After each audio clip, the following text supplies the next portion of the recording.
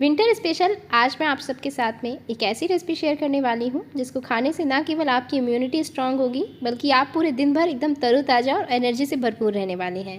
तो 101 फ़ायदा वाली ये रेसिपी आप घर पे ज़रूर ट्राई कीजिएगा और इसकी खास बात यह है कि आप इस रेसिपी को एक बार बना लेंगे तो 30 दिनों तक आप इसका लाभ उठा सकते हैं। तो चलिए शुरू करते हैं इस रेसिपी को बनाना। इसके लिए हमने अलसी के दाने लिए हुए हैं या बीज लिए हैं। आधे कप जो है हमने अलसी के बीज ले लिए हैं और इस बीज को हम बिल्कुल धीमी आंच में जो है रोस्ट करेंगे। और जैसे ही अलसी आपकी हल्की सी गर्म हो जाए तो इसमें हम सेसमे सीड्स यानी कि तिल के दाने भी डाल देंगे। ये मैंने सफ़ेद वाले तिल यूज़ किए हैं और आधे कप हमने तिल भी लिया है। तो अलसी और तिल दोनों बराबर मात्रा में लिए हैं। इन्हें हम बिल्कुल धीमी आँच पर रोस्ट करेंगे। तो इसी तरीके से आप चलाते हुए इन्हें साथ में रोस्ट करें। अलसी को भूनने में थोड़ा ज़्यादा वक्त लगता है, इसलिए पहले अलसी डाल दें और जब अलसी थोड़ी गर्म होने लगे तब आप तिल डालें। अलसी में बहुत सारे फ़ायदे होते हैं। अलसी के एक एक बीज में एंटीऑक्सीडेंट, फाइबर, प्रोटीन और ओमेगा 3 जैसे पोषक तत्व पाए जाते हैं। तो ठंडियों में अलसी को आप ज़रूर से शामिल करें और डायबिटीज़ पेशेंट वालों के लिए तो भाई ये अमृत के समान ही है। तो देखिए इन दोनों को हमने साथ में अच्छी तरीके से रोस्ट कर लिया है और इसे हम निकाल लेंगे कुछ इस तरीके से। और देखते हैं अब हमें और क्या चाहिए इस रेसिपी के लिए। तो यहाँ पर हम यूज़ करने वाले हैं खरबूजे के बीज। तो मैंने यहाँ पर 1/4 कप खरबूजे के बीज लिए हैं और इसे हम हल्का सा रोस्ट करेंगे। तो इसे भी रोस्ट होने में थोड़ा सा वक्त लगता है। तो इनको जैसे ही हम हल्का सा गर्म कर लेंगे इसके साथ ही साथ हम दूसरे इंग्रेडिएंट भी इसमें ऐड कर देंगे। तो यहाँ पर खरबूजे के बीज के साथ हम इसमें ऐड करने वाले हैं कद्दू के बीज। तो ये देखिए 1/4 कप जितने हमें कद्दू के बीज लेने हैं। ये दोनों की जो क्वांटिटी होगी एकदम सेम होगी और इन दोनों को हम साथ में इकट्ठा जो है रोस्ट करेंगे। तो बिल्कुल धीमी आंच पे जो है आप इन्हें रोस्ट कीजिए ताकि ये बिल्कुल भी जले नहीं। आप चाहें तो इसमें घी भी ऐड कर सकते हैं पर यहाँ पर मैंने घी का बहुत कम यूज़ किया है। सिर्फ पूरी रेसिपी में 1 से 2 टीस्पून या टेबल स्पून आप घी डालेंगे और आपकी जो रेसिपी है वो बन करके तैयार हो जाएगी। इससे एक फ़ायदा ये होगा कि आप जो है इसे बहुत दिनों के लिए स्टोर कर सकते हैं। तो यहाँ पर ये देखिए दोनों चीज़ें भुन गई हैं। और मैं आपको बता दूं जो पम्पकिन सीड्स होता है यानी कि जो कद्दू का बीज होता है ये हमारे शरीर के लिए बहुत बहुत अच्छा है। अगर आपके शरीर में सूजन रहती है तो सूजन को कम करता है।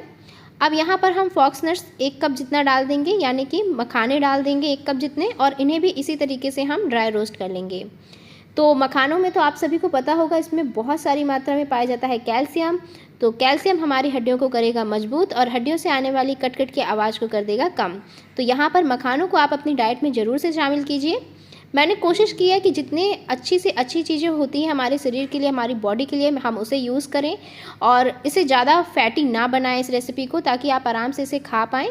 अब यहाँ पर जो है मैंने क्या किया है, काजू ले लिया है और इसे कुछ इस तरीके से मैं कट करूँगी और आप चाहें तो इसे इस तरह से 2 पार्ट्स में खोल भी सकते हैं। तो कुछ मैंने कट किए और कुछ मैंने क्या किया ऐसे खोल लिया है। इसके साथ ही हम बादाम लेंगे।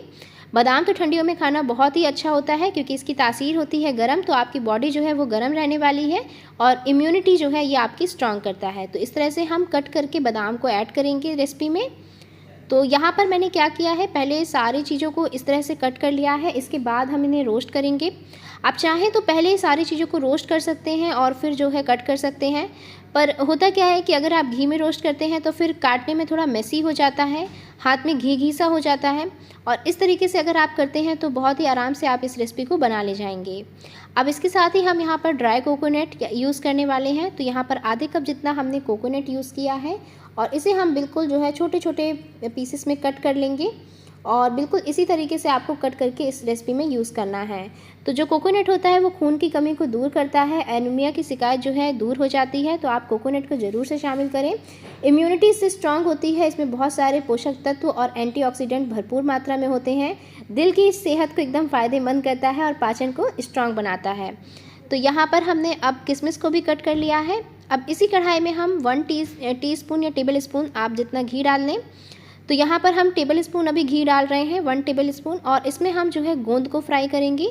तो यहाँ पर मैंने 2 टेबल स्पून जितनी ये खाने वाली गोंद जिसे बबूल की गोंद बोलते हैं इसे डाला हुआ है और इसे हम रोस्ट करेंगे। ध्यान रखिएगा ये गोंद कतीरा नहीं है जिसको पानी में भिगोते हैं, ये गोंद है जिसको हम जो है इस तरीके से रोस्ट करके डालेंगे। और जैसे ही अच्छे से रोस्ट हो जाएगी तो ये पफ्ड हो जाती है यानी कि फूल जाती है। तो इस तरीके से आपको आपकी गोंद जो है फूलती हुई नज़र आएगी। 1 से 2 मिनट का वक्त लगता है और ये अच्छे से फूल चुकी है। तो हम जो है इसको जो है इसी तरीके से निकाल लेंगे और निकालने के बाद हम सेम कढ़ाई में थोड़ा सा घी और ऐड कर देंगे, 1 टीस्पून जितना। और इसमें हम क्या करेंगे, हमारे जितने भी चॉप किए हुए ड्राई नट्स थे, ड्राई फ्रूट थे, उन्हें इकट्ठा ही हम रोस्ट कर लेंगे। तो इस तरीके से काम काफ़ी आसान हो जाता है और आपको अलग अलग बार में क्या करना, ड्राई फ्रूट को निकालना या रोस्ट करना नहीं पड़ता है।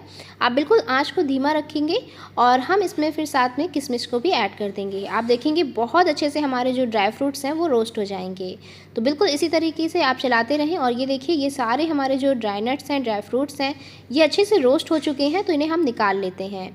आज की ये जो रेसिपी है ना, ये शुगर फ्री है, हम इसमें चीनी या गुड़ यूज़ नहीं करने वाले हैं। तो चलिए देख लेते हैं इस रेसिपी का नेक्स्ट स्टेप। गोंद हमारी ठंडी हो चुकी है, तो इस गोंद को एक मिक्सी के जार में हम डाल देंगे और इसी के साथ ये जो हमारे मखाने थे जिन्हें हमने रोस्ट किया था, ये भी ठंडे हो चुके हैं, तो इसे भी डाल देते हैं। मखानों को आप ज़रूर से शामिल कीजिएगा इस रेसिपी में। मखाना जो है बहुत ही अच्छा इंग्रेडिएंट है।